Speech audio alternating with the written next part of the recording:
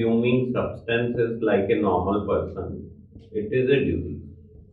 We are unwell and that's why we use it.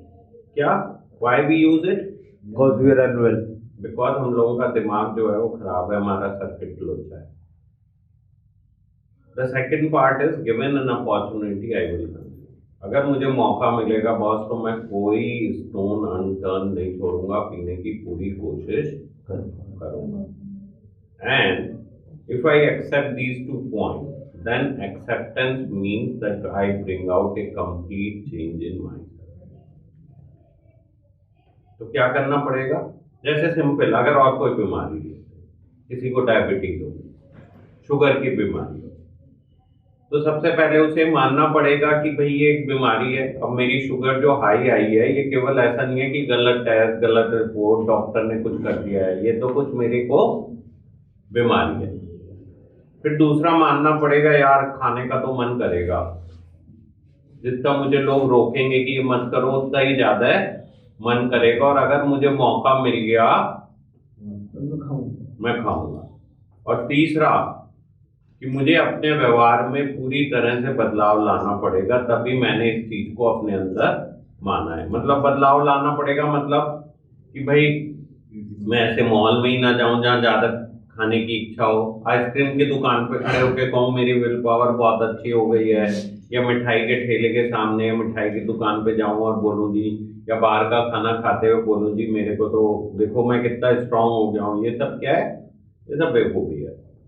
अगर आपको जिस तरफ चलना ही नहीं है तो उन चीजों को काहे को फालतू में अपना एफर्ट करके बर्बादी करनी है.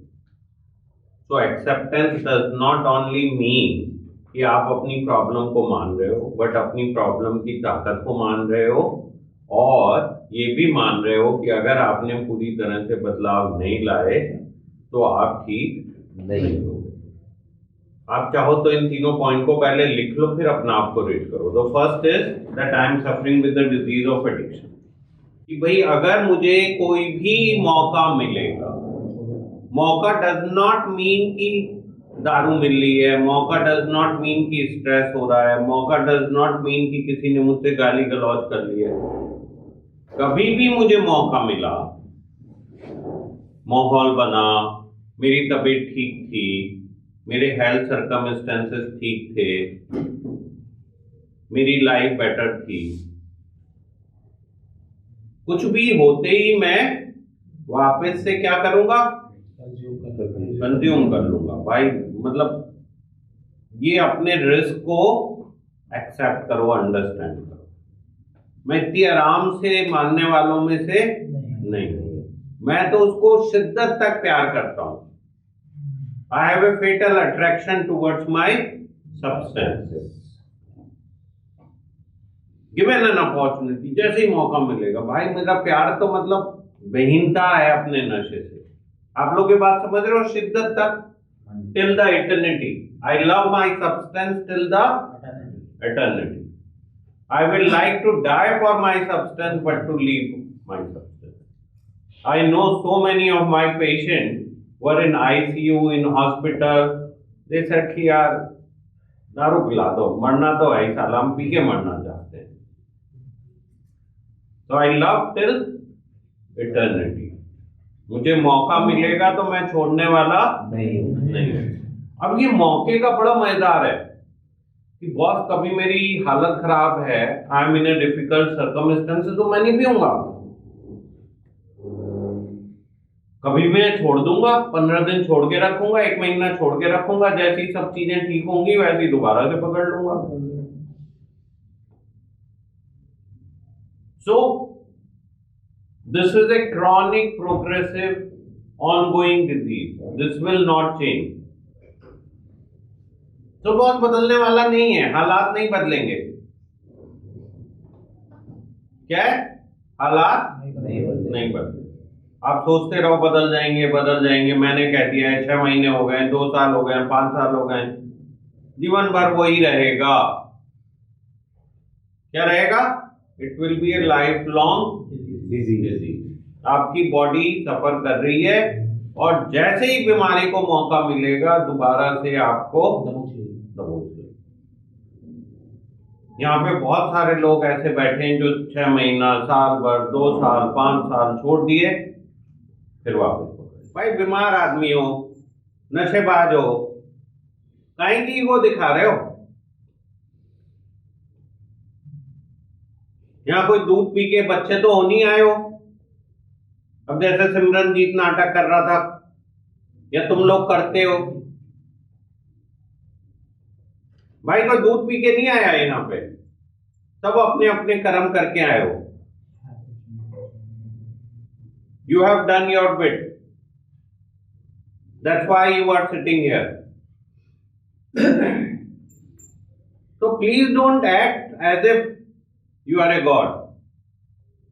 नशेबाज हो वो तो मैं तुम लोगों को रेस्पेक्ट दे रहा हूं, वरना तो समाज में कोई इज्जत नहीं है नशेबाज की, कोई नहीं सुनता है। तो बॉस ये ईगो से बाहर निकलो, अपने अंदर बदलाव लाओ। अगर आपको बदलना है तो अपने अहम से नहीं बदल सकते। I am right, I know everything, मुझे पता है जीवन कैसे जीना है। ये ड्रामेबाजी ना नहीं चलने वाली है। बॉस अगर आपको पता था कैसे जीना है तो आप यहां नहीं आते। Why you are here? Because your life was completely unmanageable. लगी हुई थी आपकी, वो तो घर वाले आपके अच्छे हैं और आपकी किस्मत अच्छी है कि उनके पास पैसे हैं और अच्छी जगह इलाज के लिए भेजा है, वरना तो लगते हैं। धीरज से पूछ लो क्या सह के आया 6 महीना।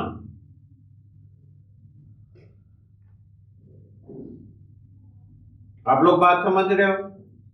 तो प्लीज अपने एटीट्यूड में चेंज ले आओ, वरना पता नहीं कल को क्या क्या परिस्थिति फेस करनी पड़े, क्या हालात देखने पड़े, कोई पता नहीं है। क्या है? So please change yourself. It's high time.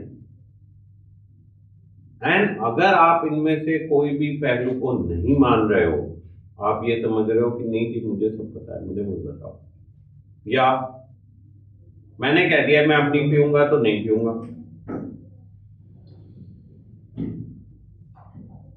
या मुझे अब मदद की जरूरत नहीं है, मैं ठीक हो गया हूं, मैंने कह दिया मैं नहीं करूंगा तो नहीं करूंगा। बैठ जाओ, उधर ही बैठ जाओ। Now this all is just eye wash. Boss ये आपको सक्सेस का पाथ नहीं ले जाएगा, या ये दिखाने की कोशिश करना जी मुझे तो बहुत समझ में आ रहा है, बढ़ बढ़ के बोलना। This all is foolishness, because मुझे दिखाने की जरूरत नहीं है। अगर मैं 30 साल से आप लोगों को देख रहा हूं तो मुझे तो समझ में आता ही होगा कि यार आप कितने पानी में हो। नहीं, कुछ तो होगा ना एक्सपीरियंस। भाई कोई भी जना जो काम को 30 साल से कर रहा है तो उसे कुछ तो आता होगा। आप लोग बात समझ रहे हो ना? ये है acceptance.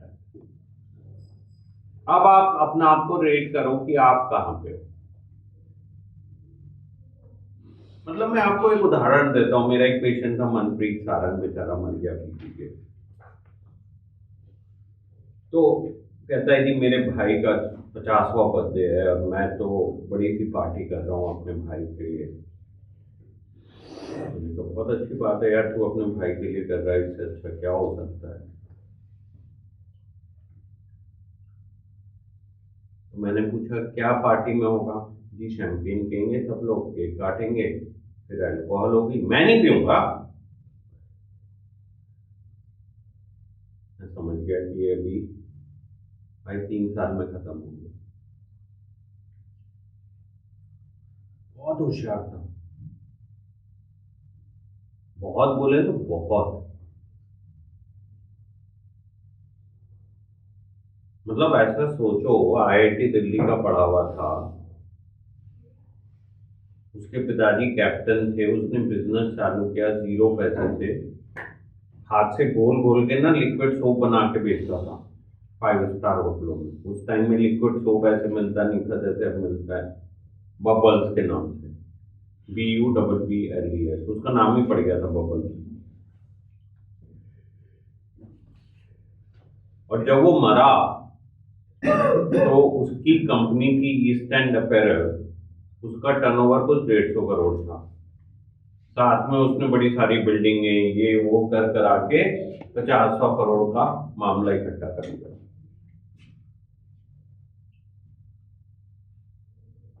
He was so intelligent कि वो अकेला बंदा था जो तुलसी में शराब 3 दिन तक पीता रहा और पता नहीं चला। तो बॉस ये नहीं है, सिंपल है, बहुत ही सिंपल है, दिखता है। आप लोग बात समझ रहे हो? वो दिखता है।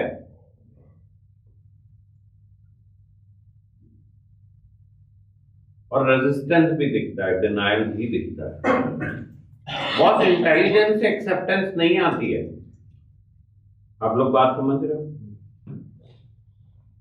तो मतलब इसको फील करो and then you will realize it's something different. जिस दिन वो आ गई ना, उस दिन झगड़ा ही नहीं है ना। मैं और आप तो एक ही बोट में हैं। जब आपको ये लगने लग जाए कि डॉक्टर गौरव गुप्ता तो जो कर रहे हैं हमारी भलाई के लिए 100%, वो अगर हमें थप्पड़ भी मार दें तो हमारी भलाई होगी, तो समझ लेना अब एक्सेप्टेंस काफी हद तक आ चुकी। और जब तक ये लगे कि ये तो यार फ्रॉड है, ये कुछ हमारे लिए गड़बड़ कर रहा है, ये कोई नई प्लानिंग कर रहा है, ये क्यों नहीं समझता है, ये ऐसा चाहता है, उस दिन तक भाई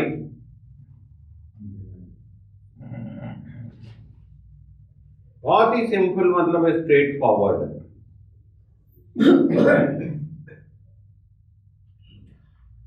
और पहला स्टेप है रिकवरी का, इसमें कोई मतलब वो नहीं है। This is the first way ahead, base है ये। जब तक ये नहीं बनेगा ना, तब तक कोई रिकवरी का मतलब ही नहीं।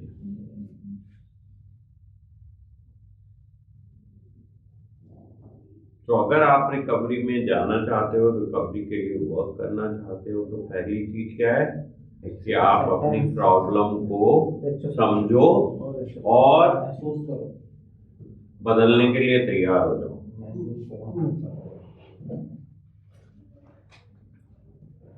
तो बहुत जूते पड़ते हैं यार बदलने में। भाई ऐसा सोचो 30 साल हो गए, अभी भी मैं ये नहीं महसूस करता कि मैं बहुत कॉम्पिटेंट डॉक्टर हूं। जिंदगी निकल गई, अब और क्या होगा? आप लोगों को मैं अभी भी नहीं समझा पाता हूं अपनी बात।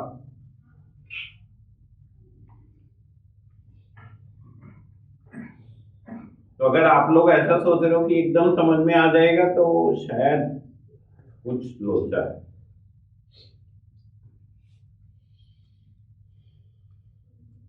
आप लोगों को मेरी बात कुछ समझ में आ रही है? Yes sir. अपनी बीमारी के आगे आत्मसमर्पण कर दो भाई। You have to surrender in front of your disease.